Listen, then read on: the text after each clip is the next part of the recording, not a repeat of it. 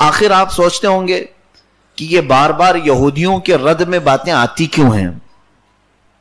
میں آپ کو بتاؤں، یہودیت اب ہے نہیں، نام میں استعمال کر رہا ہوں یہودی، ورنہ پہلے ایک مذہب تھا یہودی جس میں حق ایمان والے علماء بھی تھے، ایمان والے لوگ بھی تھے۔ یہودی مذہب بھی ایک زمانے میں موسیٰ علیہ السلام اور بھی کئی انبیاء اکرام علیہ السلام آئے ہیں، ان کے زمانے میں یہ حق پر قائم تھے، ایک خدا کی عبادت، رسولوں کو ماننا، شریعت پر عمل۔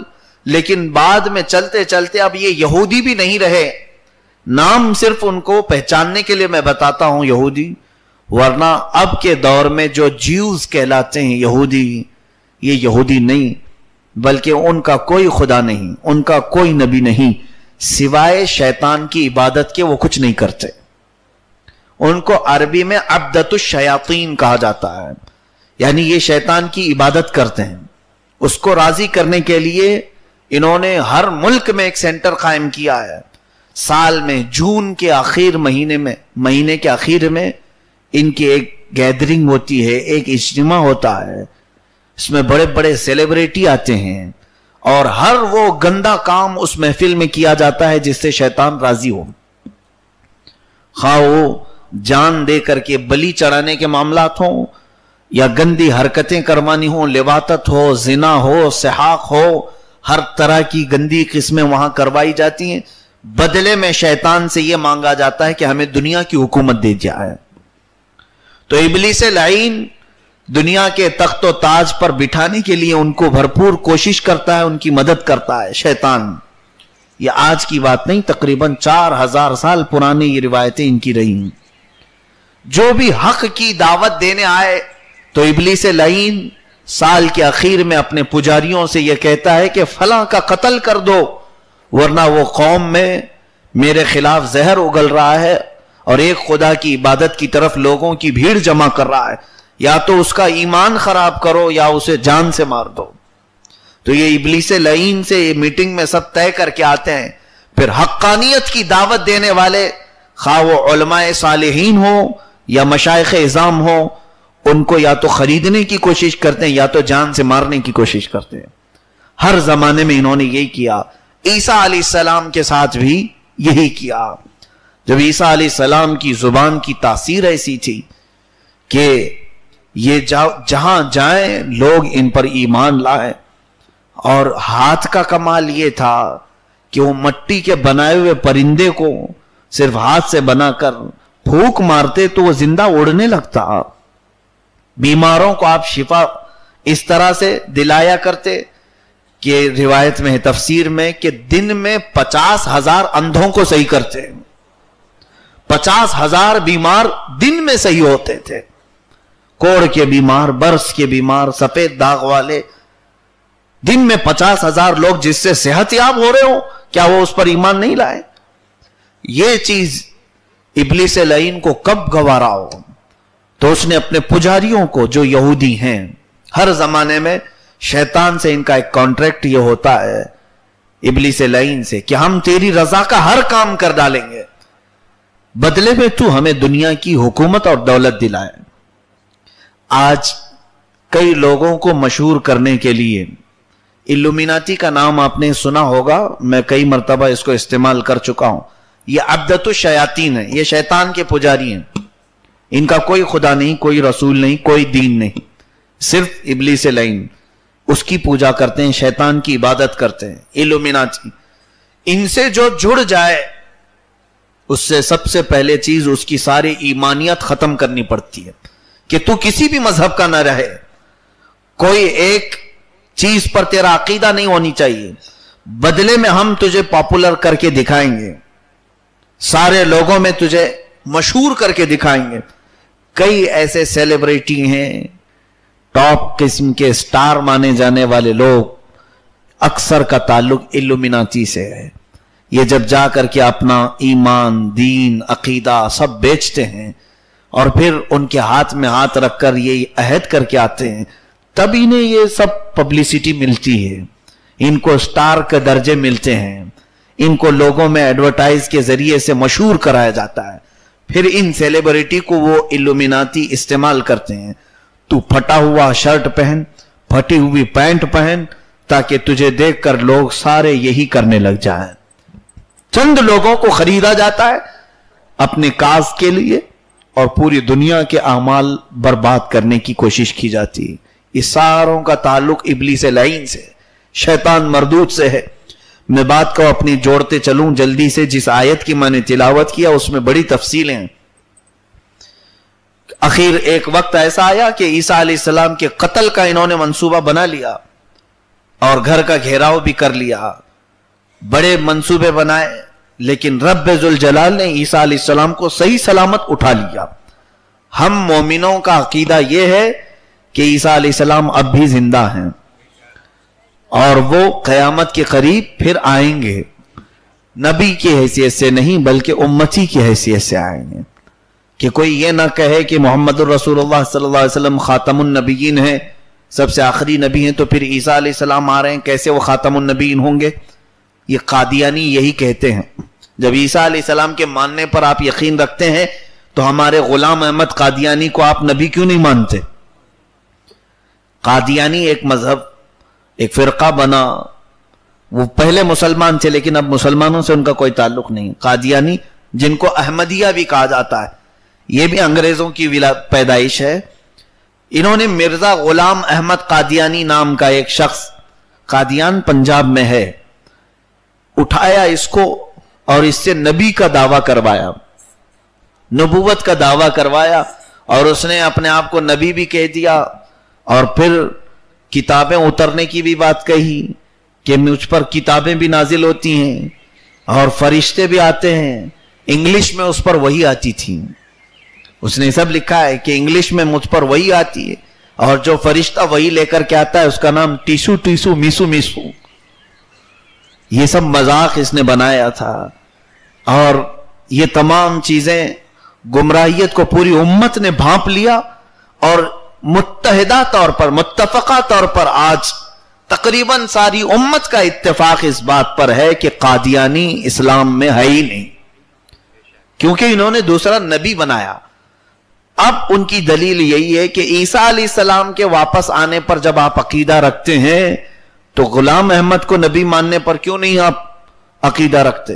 ظالموں، عیسیٰ علیہ السلام آئیں گے مگر نبی بن کر کے نہیں، دھوکہ کھا گئے، وہ امتی کی حیثیت سے آئیں گے، یہ بھی حدیث پاک میں ہے، اور مصطفیٰ کریم صلی اللہ علیہ وسلم کی شریعت پر عمل کریں گے، حضور صلی اللہ علیہ وسلم کی شریعت کے مطابق نکاح کریں گے، اپنی زندگی پوری شریعت مصطفیٰ کے مطابق گزاریں گے، تو پھر حضور کے بعد آنے والے نبی کا سوال ہی نہیں ہوتا۔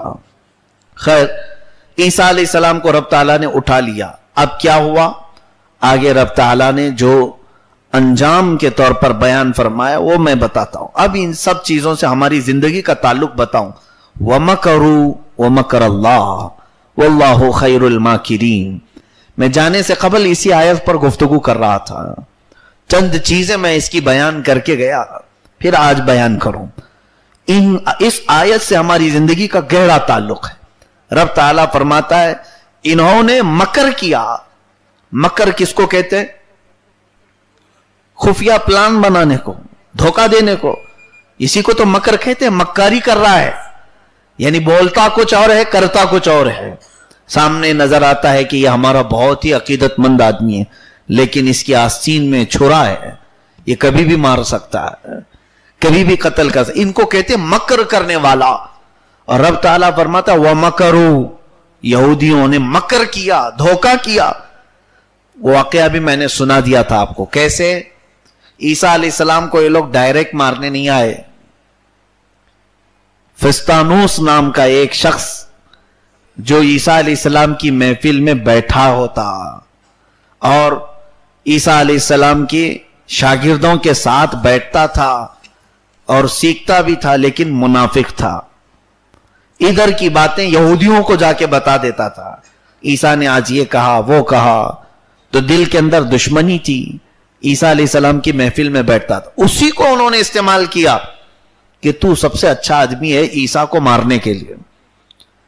اس شخص کو انہوں نے پیسوں کی لالچ دی، وہ تیار بھی ہوا اور شاگرد بن کر کے گیا، لیکن اس کے آنے سے پہلے ہی عیسیٰ علیہ السلام اپنے شاگردوں کو سب بتا چکے تھے کہ ابھی میرے یہ آخری وقت ہے، میں تمہارے درمیان زیادہ دیر تک نہیں رہوں گا. لوگوں نے میرے قتل کا منصوبہ بنایا اور قاتل اندر آنے والا ہے. اللہ کے نبی غیب نہیں جانتے تو کیسے بتاتے ہیں؟ یہ بھی تفسیر میں ہے. آپ نے سب بتا دیا، اور اس کے بعد حضرت عیسیٰ علیہ السلام بیٹھے تھے، وہ اندر آیا منافق. لیکن اللہ تعالیٰ نے کیا فرمایا؟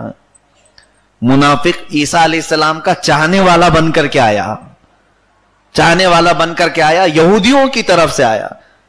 حیرت کی بات یہ ہے کہ عیسیٰ علیہ السلام کو اللہ نے اٹھا لیا اور اس منافق کو عیسیٰ علیہ السلام کی شکل دے دیا. پوری بھی شکل نہیں دیا، آدھی شکل دیا. بہت دیر تک جب یہ باہر نہیں آیا تو اس کے جو دوست باہر کھڑے تھے یہودی، جنہوں نے اسے پیسہ دے کے بھیجا تھا، اندر گھسا ہے. کہا وہ پتہ نہیں کہاں گیا ہمارا سپاری لینے والا، غائب ہو گیا. پیسے لے کر کے عیسیٰ کو مارا بھی نہیں ہوگا، چلو ہم ہی مار دیتے. اندر گھسے تو اس کو پایا. پہلی نظر میں تو اس کو عیسیٰ علیہ السلام ہی ان لوگوں نے سمجھا. اب کیا کیا؟ سبوں نے چھرا نکالا اور اسی کو مارنا شروع کیا، زخمی کیا، اور اس کے بعد اٹھا کر کے لائے اس کو. وہ بہت چلاتا رہا، میں عیسیٰ نہیں ہوں، میں عیسیٰ نہیں ہوں. کون سنے؟ کون سنے گا؟ کیونکہ شکل تو عیسیٰ علیہ السلام کی ہے. جوش میں یہودیوں نے پکڑ کر کے اس کو سولی پہ چڑھایا اور پھانسی بھی دے دی. مر گیا. مرنے کے بعد ان کو ٹینشن ہوا کہ یہ جو بول رہا تھا میں عیسیٰ نہیں ہوں، عیسیٰ نہیں ہوں، سوچنا چاہیے ہمارا آدمی اگر یہ ہے تو عیسیٰ کہاں ہے، اور اگر یہ عیسیٰ ہے تو ہمارا آدمی کہاں گیا. اس ٹینشن میں تو ان کے 500 سال گزر گئے. ان کو پتہ ہی نہیں تھا کہ ہم نے کس کو مارا. جس کو پھانسی دی انہوں نے، ان کو یقین تک نہیں تھا. قرآن نے بتایا کہ جس کو تم نے مارا ہے وہ کوئی اور تھا. عیسیٰ تو اب بھی رب کے پاس موجود ہے. قرآن نے اس کی وضاحت فرمائی. اب رب تعالیٰ فرماتا وَمَكَرُوا وَمَكَرَ اللَّهُ. اب سنو آیت. انہوں نے دھوکہ دینے کی کوشش کی، مکر کیا، پلاننگ کی، شاگرد بن کر کے آئے، محبت کرنے والے بن کر کے آئے. وَمَكَرَ اللَّهُ وَاللَّهُ خَيْرُ الْمَاكِرِينَ. مکر کا لفظ اللہ نے اپنے لیے بھی استعمال فرمایا، حالانکہ رب تعالیٰ کے لیے یہ لفظ ہم عام طور پر استعمال نہیں کر سکتے. انہوں نے مکر کیا اور اللہ نے بھی مکر کیا؟ نہیں. مکر کا لفظ رب تعالیٰ کے لیے نہیں. یہاں رب نے یہ لفظ استعمال فرمایا، اس کا مطلب یہ ہے کہ اللہ نے خفیہ تدبیر فرمائی. اعلیٰ حضرت نے اس کا ترجمہ یہی فرمایا. انہوں نے دھوکہ دینے کی کوشش کی اور اللہ نے خفیہ تدبیر کی.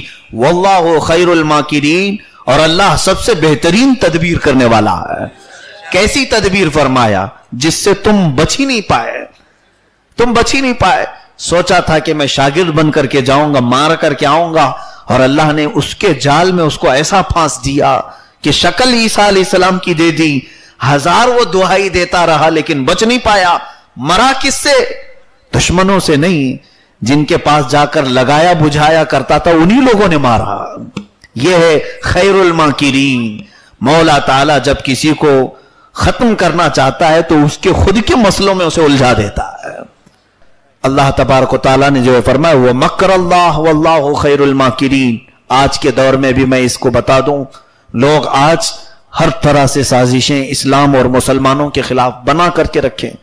کچھ لوگ تو ڈرا ڈرا کر کے ہماری قوم کو کمزور کر چکے. ڈرا کر کے ارے تمہارا کیا ہونے والا ہے، کٹنے والے ہو، مرنے والے ہو. یاد رکھو قرآن میں اللہ نے فرمایا یریدون لیطفئوا نور اللہ بافواہہم واللہ متم نورہ. لوگ اپنے منہ سے اللہ کے چراغ کو بجھانا چاہتے ہیں. اللہ کا چراغ کیا ہے؟ اسلام. قرآن اس کو اللہ کا چراغ کہہ رہا ہے. اس کو منہ کے پھونکوں سے بجھانا چاہتے ہیں. واللہ متم نورہ. اور اللہ اپنے چراغ کو ہمیشہ باقی رکھے گا. ہزاروں آندھیاں آئیں، ہزاروں طوفان آئے، ارے تتاری چنگیز خان جیسے ہلاکو جیسے ظلم اسلام پر ہوئے، مگر اسلام دبا نہیں. اور آج اگر کوئی हल्की फुल्की सियासत को लेकर, वो भी 5 साल की कुर्सी को लेकर, ये सोचे कि हिंदुस्तान से मुसलमानों का खात्मा कर दिया जाए, यहाँ की मस्जिदें मिटा दी जाए, इनके शायर को खत्म कर दिया जाए, अजानें बंद हो जाए, देखना वल्लाहु खैरुल माकिरीन, तुम मकर कर रहे हो रब ताला के दीन को खत्म करने की, मेरा रब ऐसी खुफिया तदबीर करेगा कि तुम खुद आपस में लड़ करके मर जाओगे। और ऐसे अल्लाह ने बहुत सारे मंसूबे बनाए, बहुत सारे, कई कौमें ऐसी आई जो नबियों के खिलाफ लड़ने के लिए मुत्तहिद हुई, मगर अल्लाह उनके दिलों में ऐसी फूट डालता है कि वो आपस में एक दूसरे को मिलना गवारा नहीं करते। उम्मीद रखो रब ताला से, इसकी इब्तिदा तो हम अपनी जिंदगी में देख ही रहे हैं। अल्लाह ताला कुफ्फार और मुशरिकीन को एक जगह जमा नहीं करता, इनके दिलों में फूट डालेगा और इनके आपस की लड़ाई में ये खत्म हो जाएंगे। इस्लाम को खत्म करने वाले खत्म हो गए, जिसके मुतालिक आला हज़रत फाज़िल बरेलवी रहमतुल्लाह अलैह फरमाते हैं, इस्लाम को मिटाने का मतलब है मोहम्मद अरबी को मिटाना, सल्लल्लाहु अलैहि वसल्लम, हुजूर को मिटाना। मिट गए, मिटते हैं, मिट जाएंगे आदा तेरे, न मिटा है न मिटेगा कभी चर्चा तेरा।